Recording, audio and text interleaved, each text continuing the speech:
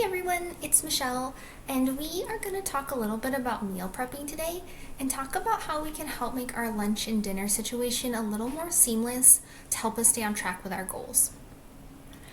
So, I know for a lot of folks, meal planning can be really intimidating, but why do me and Lindsay promote meal planning? One, it is actually quite a time saver.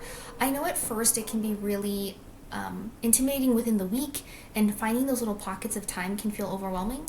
But in the long term, it can really help us cut down on the time we're actually cooking and thinking about our meal prep.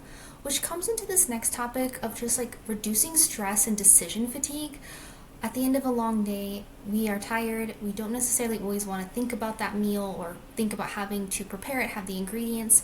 So a little preparedness on the front end can really save us time throughout the week.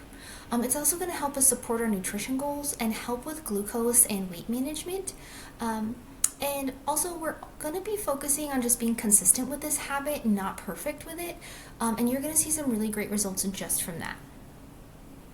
The best part about meal prepping and this plan is that it's going to be tailored to you. So you'll be enjoying foods that you like, prepared the way you enjoy them, so that you can help stay consistent once again. So you're going to find this reference within your training modules, and this is kind of a very basic outline. So for each day of the week, we are going to pick out one dinner, so 7 meals total. And below that, we are going to write down all the ingredients we would need for that dinner.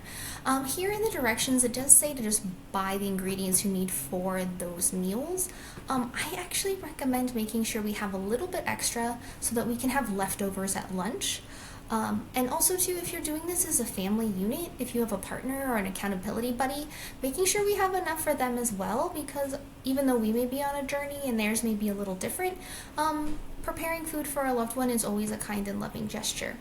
So this is just a very easy template, and I do understand that meal prepping 7 days a week can be awfully tricky and a big time consumption for folks that have never done it before.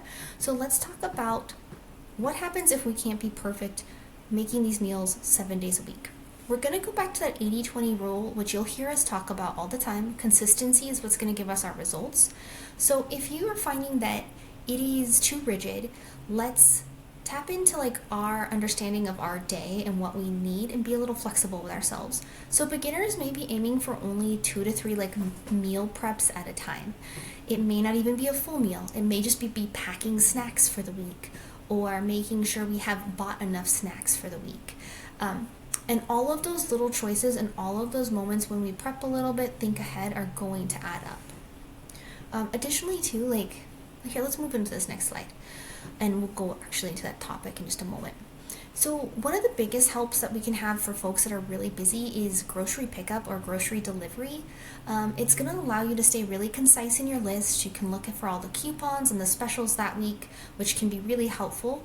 And then if you are tempted by items in the grocery store, or if it's just really overwhelming or just not a pleasurable task, this way you can just go grab your groceries, get on home, and you do not have to think about that step any further, lowering that activation energy.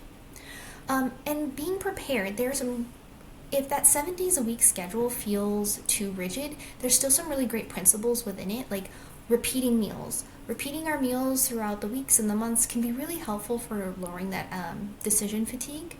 Using leftovers. So even if we have more servings than just our lunch the next day, like I said, we could reserve them for a spouse or a partner. We could also freeze them so we have on-demand meals when we need them. Keep it really simple. Remember to go back to that format of the PFF plate, so protein, fiber, and fat. Choose shortcuts when you can, pre-cut veggies or pre-portioned fruits.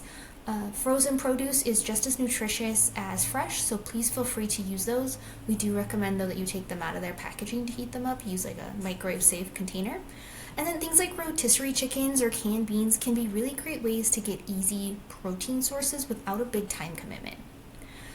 Stock that freezer once again. Soups, stews, casseroles, sheet pan meals, they all lend themselves really well to being frozen and used on demand when you need them. And then also prep when it's convenient for you. So if you are not able to commit to cooking 7 days a week, maybe you're a Sunday prepper, or you were willing to do it 3 to 4 times a week. Maybe just having that protein and fiber rich snack on hand is a big step for you, and that's where you begin. Listen to yourself, do what feels right for you, and of course, if this becomes a sticky point, reach out to me and Lindsay so we can help you suss out different tips, options to make it more accessible. Thank you so much, and we hope you have a great day.